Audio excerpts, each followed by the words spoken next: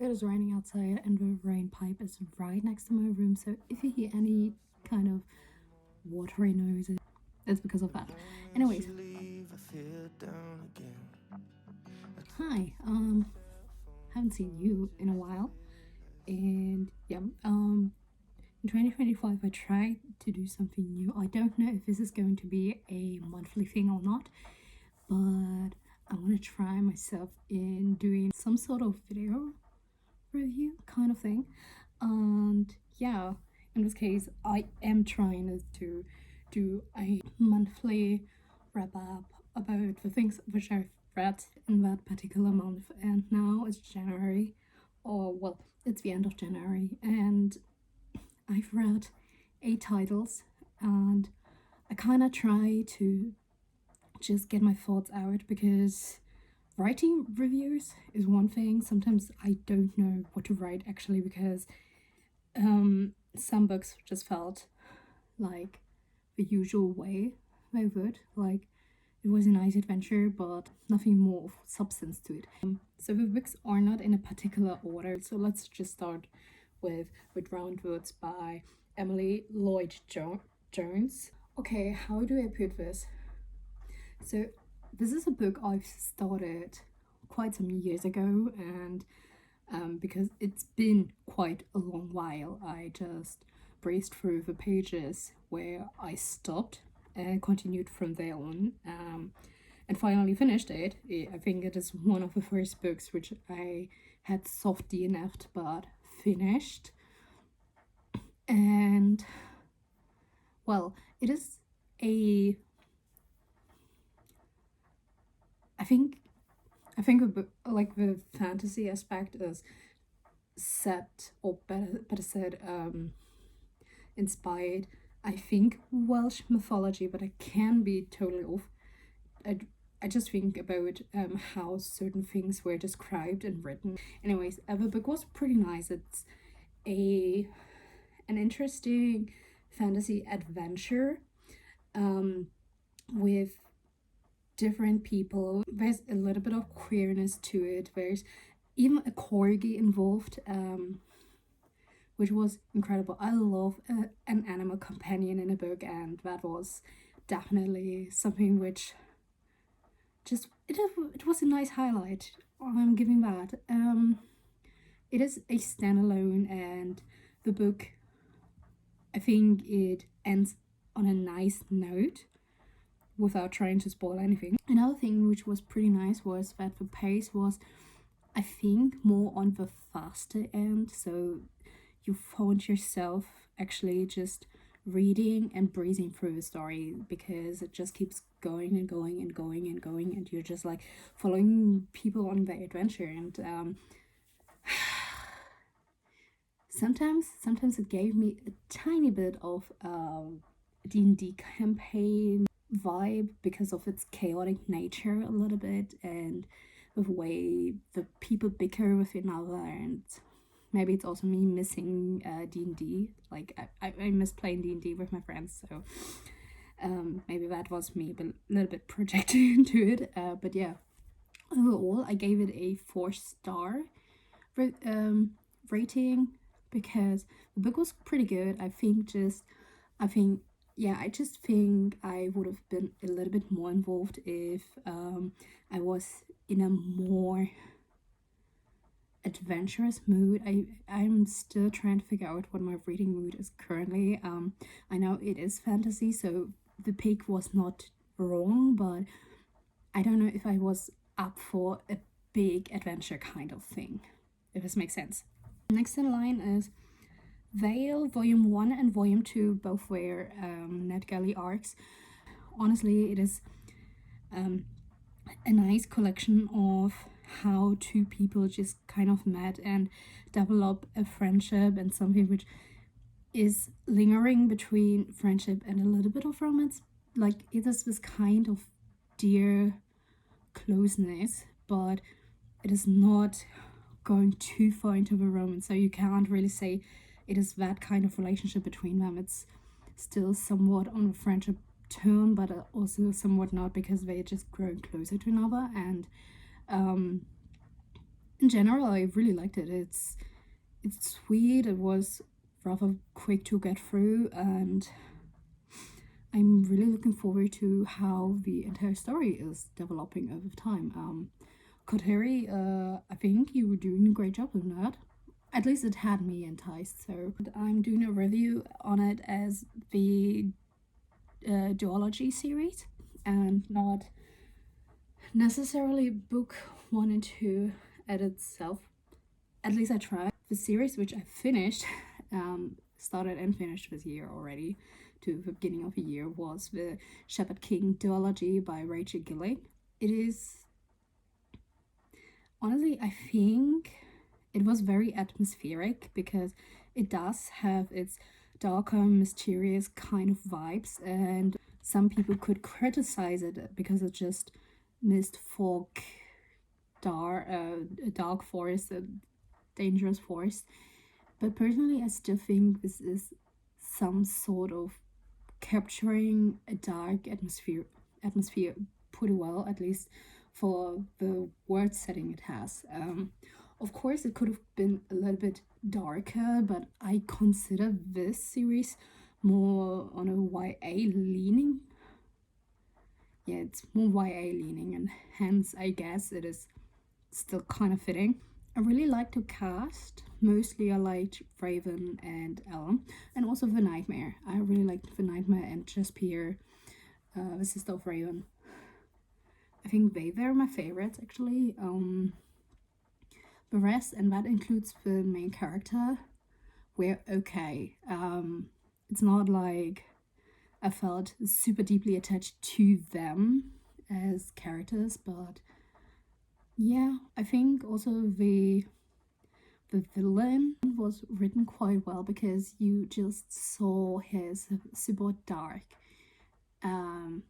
almost unhuman way from the beginning, or at least as much as it trickled through, and then you just saw how bad he actually is. And I find it quite nice that it was not a redeeming character, that you can't redeem this person, that they are just too soaked up in power. Personally, I liked One Dark Window a little bit more than Two Twisted Crowns, simply because I think I was a little bit more fan of the kind of rhymery and poetic way the Nightmare was speaking, but also that his secrets have been kept a little bit closer. And of course, in the second book, you unravel everything about it. I think maybe also that the development of the characters in the first book just spoke to me a little bit more than in the second book.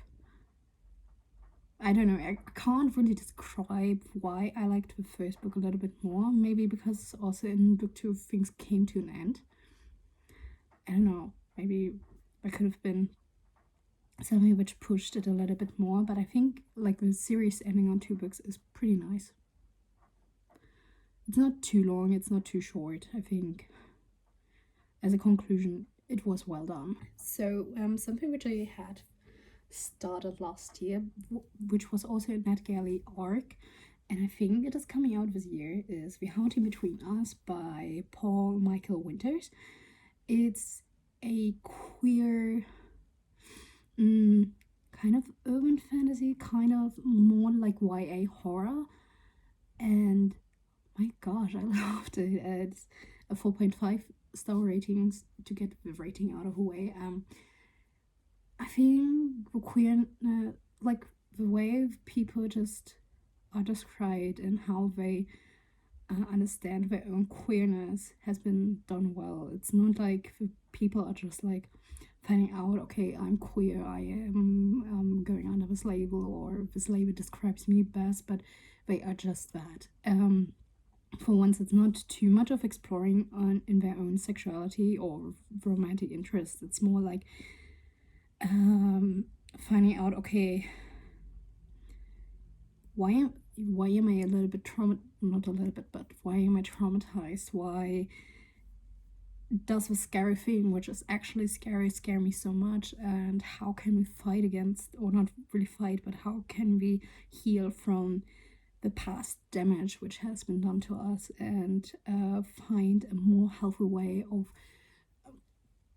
getting over the things which had happened to us. The cast is diverse in its I think it's diverse. Yeah, I also wrote that the friendship aspect has been highlighted on a nice way, which I still agree on, thinking about it. I also like that there's a little bit of ghost hunting happening in the story. That was great. I love me a little bit of a ghost hunting thing. You know, the entire development was just incredible, and I was really happy to have read it. Next on the list, a hot pink book, and I mean, I've owned this book for a little bit now, and due to a book club which I had joined earlier this year, I kind of started reading this book, and that is Girl, Goddess, Queen by Fitzgerald. And honestly, I think this is my very first time to actively read a Hades and Persephone retelling, and I think the characters have been done pretty well. I mean, on the one hand, there are many translations to Greek or in general mythology. I think the way Persephone and Hades are described in Girl, Goddess, Queen is somehow fitting more to the way I would depict those gods and goddesses and general deities. At least those two. Zeus, I think, was described well for the way you would have understood him in the past time. I don't know how you would see this Greek deity in a modern light. Honestly, I don't know. I think it depicts pretty well of how much we understand the mythology to this day. And generally speaking, Persephone has become such a strong character. I mean, she had already quite strong entrance with trying to escape a marriage, because on the one hand, it is really sad to see that marriage is the only safe way of not, well, ending up arvored by many men. It is kind of sad that women, well, especially women, have been and still kind of are seen as objects, as a kind of trophy of a different person, and not as the personality they are, of the human slash goddess they are. Like, that they also have power and should be seen as somebody who is like on the same level as a man. Okay, I have to cut in here really quick because I think I'm struggling with words as I'm trying to explain that B.F. Fitzgerald pretty much portrays very well how men, especially their ego, likes to strip people of a different gender from their personality and the reality that this person still holds a lot of power. And it is a little bit of, I don't want to say fragile masculinity here, but it is pretty much that, because they are so afraid that the power they have could be robbed from them, and that they can't see that somebody else might have even more power, or in this case, try to keep them low, keep them down, to not be robbed of the throne they are sitting on. Basically, that is all I have to say about that. If this makes sense. Because, yeah, I think this is pretty nice how Hades is viewing Persephone's, like, the way their relationship develops.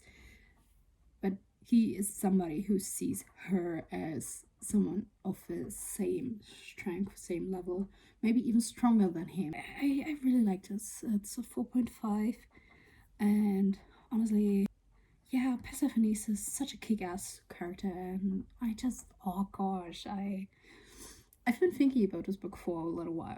The very first thing which I read was The Tea Dragon Society, and gosh, it is so cozy. I think it's just a trilogy. The first one it was just such a cozy entrance. I think it is actually a middle grade. And I don't know, it's just so sweet. You have just a tiny bit of magic where there's this type of species called tea dragons, and if you brew the ingredients, these dragons like grow from the horns. The tea dragons bond with their caretaker, and the stronger the bond is, the more vivid the memories are which you can get from the tea. And it's just such a gentle, sweet note with friendship and a little bit, it's a tiny bit of romance in there. It's just so lonely. I love the first volume so much, and I'm looking forward to read the next. I have a third one already, but I don't have a second one yet because of some, let's say, issues on the shipping side, because the people didn't have it anymore and they had to cancel my order, and now I have to reorder it at some point. I'm going to bed in a bit, but against all my doubts, I just finished The Library of Shadows by Rachel Moore, and first of all, it is a 4.25 star rating because the story itself is pretty nice. I do love me ghost stories. I love a little bit of romance, so this is especially a supernatural kind of romance, so it was pretty nice. I liked the friendships and the characters. I just think it didn't click with me totally. One, I'm not totally in the mood of anything too ghost haunted kind of things, but at the same time it's also, well, The Drowned Woods was written in a totally different spacing. I think the spacing between each line was different, and I had to get used to it. Against all odds, I finished it now to the end of January. Oh my goodness. So far, this is all I have to say actually about my reading month. And I am currently reading The Library of Shadows, but I think The Library of Shadows is going to be a book which I am going to review in February, together with A Far Wider Magic, because that is a book club pick. I don't know what I'm going to read else in February. I didn't think about it yet because I'm also a little bit going with the flow. I might see you in February. Not sure. I'm not making promises anyways. I hope you have a lovely day, a lovely rest of the month, and a pretty nice start into February. So yeah, see you soon. You tell me the stress shouldn't be a friend. I wonder